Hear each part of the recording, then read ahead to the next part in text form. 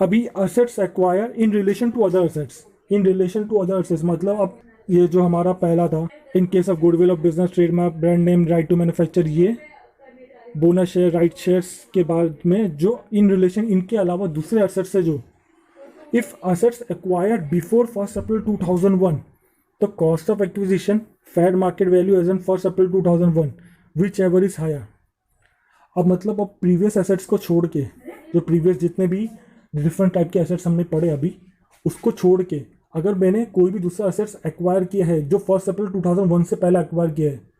तो तभी का मेरा परचेस प्राइस, जैसे मैंने 1995 में कोई एसेट्स एक्वायर किया है तो 1995 का परचेस प्राइस मेरा और 1 अप्रैल 2000 का मार्केट वैल्यू,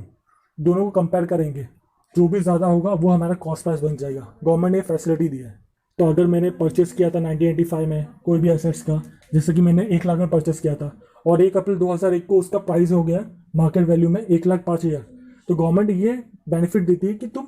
दोनों में से कोई भी हायर होगा वो ले लो। तो मैं 1,05,000 ज़्यादा हायर है तो मैं उसको अपना परचेस प्राइस बना देता हूँ।